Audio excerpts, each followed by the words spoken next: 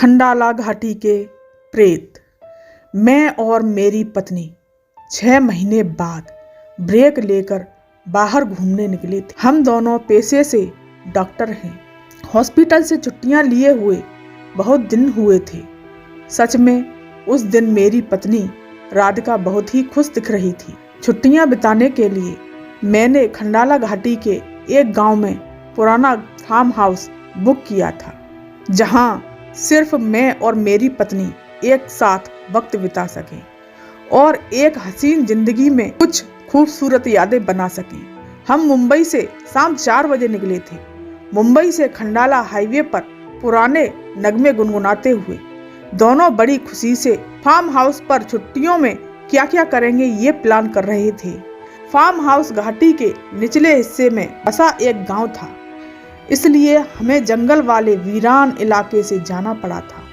रास्ते में एक मोड़ पर मैंने पानी पीने के लिए गाड़ी रोकी। वहां एक बोर्ड लिखा हुआ था, कोठारी फार्म हाउस 25 किलोमीटर आगे है, और वही हमारी मंजिल थी। मैंने राधिका को बोर्ड दिखाया।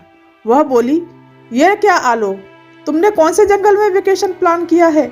अभी और 25 किलोमीटर गाड़ी चलानी होगी। मुझे तो अब भूख भी लगी है। मैंने कहा, सब्र रखो मेरी जान, फार्म हाउस तुम्हारे लिए कोई रेलवे स्टेशन के बाजू में नहीं बनाएगा। फिर हम दोनों गाड़ी में बैठे।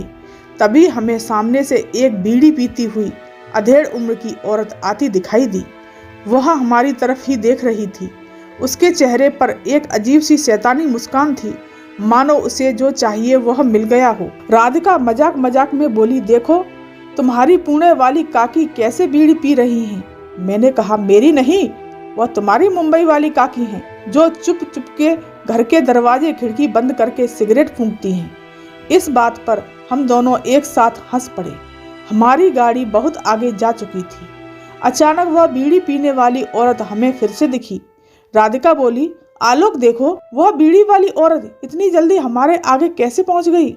उसे देखकर मुझे लगा ये कोई दूसरी औरत होगी, और मैं गाड़ी चलाता रहा। लेकिन मेरी आंखें तब फटी की फटी रह गईं जब तीसरी बार हम दोनों ने उसी औरत को सामने आते से देखा। मैंने अर्जेंट ब्रेक लगाकर गाड़ी रोक दी और हम दोनों गाड़ी से बाहर निकले और देखा कि हम उसी मोड़ पर थे जहां से शुरू किया था। ऐसा लग रहा था कि हम कहीं गए ही नहीं। गाड़ी उसी मोड़ पर ही खड़ी थी। फिर जब हम उस औरत की तरफ मुड़े तब वो वहां नहीं थी, लेकिन जमीन पर आधी जलती हुई बीड़ी देखकर राधिका भूत प्रेत के डर से कांपने लगी और मुझे भी अचानक ठंड महसूस होने लगी। फिर हम दोनों जल्दी से गाड़ी में बैठे और यू टर्न मार के गाड़ी पीछे की ओर भगा लाए। पर कहते हैं ना, मुसीबत जब भी आती है जल्दी पीछा नहीं छोड़ती। मैं तेजी से गाड़ी भगा रहा था। राधिका को डर के मारे पसीना छूट रहा था। तभी अचानक हमारी गाड़ी धक्के खाकर बंद पड़ गई। मैं कार से बाहर निकला और बोनट खोलकर चेक करने लगा, लेकिन बहुत कोशिश करने पर भी गाड़ी स्टार्ट नहीं हो रही थी। मैंने मोबाइल से मदद बुलानी चाहिए, पर न मेरे मोबाइल में सिग्नल था न राधिका के मोबाइल में सिग्नल था। मैं मदद तलाश रहा था, तब तक सूरज ढल चुका था। फिर वहां पर लालटेन हाथ में लिए एक बूढ़ा आदमी आया।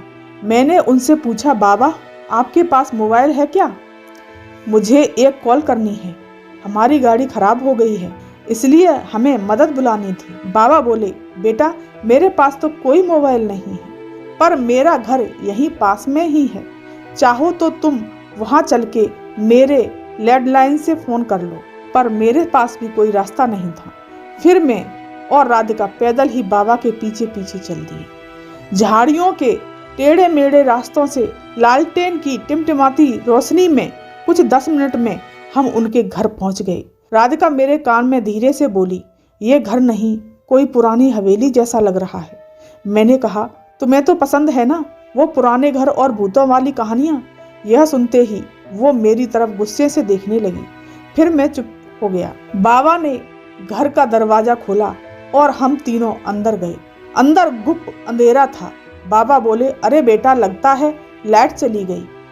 फोन सामने वाले कमरे में है, तुम वहां जाकर थोड़ी देर रुको, लाइट आते ही फोन चालू हो जाएगा, फिर तुम जिसे चाहो कॉल कर लेना। हमारे पास भी रुकने के अलावा और कोई चारा नहीं था। मैं और राधिका उस कमरे में चले गए और फोन के पास बैठ के लाइट आने का इंतजार करने लगे।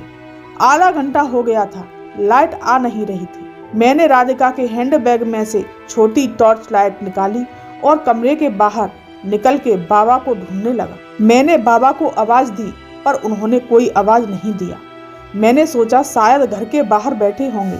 ऐसा सोच के मैं दरवाजे की तरफ बढ़ने लगा और उसी वक्त मेरी टॉर्च का फोकस दरवाजे के ऊपर टंगी एक बड़ी सी तस्वीर पर गया और उसे देखकर डर से मेरी आंखें फटी की फटी रह गईं। मैंने जोर से आवाज लगाकर राधिका को बुलाया और वह तस्वीर दिखाई। उसे देख के उसकी आवाज गले में ही अटक गई और वो तस्वीर थी उस बूढ़े बाबा की जिसने उन्हें उस घर में लाया था।